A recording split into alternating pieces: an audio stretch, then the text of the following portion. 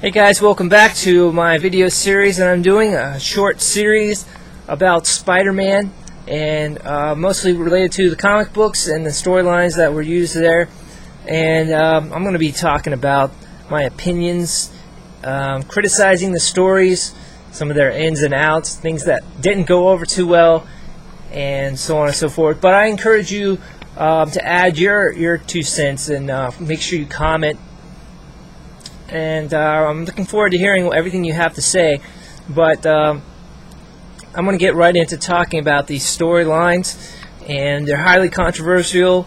We're talking about One More Day, that storyline that was done back in 1997, which was basically, if you didn't know this already, which you probably do as a Spider-Man fan, or at least you should know, but the storyline was developed as a way to separate Peter Parker from Mary Jane, because the editors felt like Peter Parker was becoming too old, getting married, having kids, and so forth, and they wanted a fresh new direction to be able to take Spider-Man in without having him being tied to Mary Jane romantically. So they developed that storyline One More Day in order to separate the two, and that was done.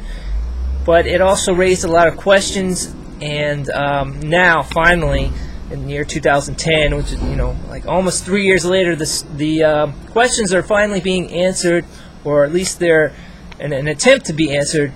And the storyline by Joe Quesada called One Moment in Time, which is explaining the aftermath of everything that happened based on One More Day. So, as you know, in One More Day, basically, Peter Parker made a deal with the devil to save the life of Aunt May. In order for Aunt May to live, he would have to sacrifice his marriage to Mary Jane. So that was the deal that he made with Mephisto. Mephisto somehow he wanted Peter Parker and Mary Jane to give up their marriage. I don't know why that's what he wanted, but he wanted it. Will it ever be revealed why? I don't know, but I surely hope so, because to me it doesn't make any sense why he would want that. Why does he want them to give it up? Why is this so important to him? I don't know. But anyway, hopefully that will be revealed. But so Peter Parker and Mary Jane agreed to sacrifice their marriage in order to save Aunt May. Okay, so that happened, and then we're left with wondering how it affected things, like what caused them to never be married, or were they married and then divorced, or what happened? Okay, so now we're finally getting the answers in the storyline One Moment in Time by Joe Quesada, in which he explains that Peter Parker was being Spider-Man on the day before his wedding, and he was trying to rescue this couple, this police officer and his wife, from this criminal who was attacking them with a machine gun, and the guy hit Spider-Man in the head with a cinder block. He threw a cinder block and hit Spider-Man in the head with it. Okay, and then there was an incident where the criminal, his name is Eddie, the criminal was falling off a ledge, and Spider-Man went and caught him, but Spider-Man wasn't able to attach a web string and land safely. So he ended up falling, and Spider-Man fell flat, and Eddie landed on top of him, and basically Spider-Man broke Eddie's fall.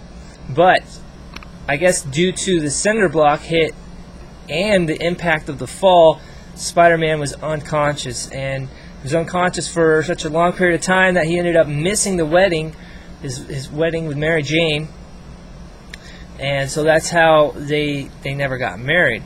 Alright, so I can believe that. I'm sure a lot of people have problems with it, but it seems logical enough to me.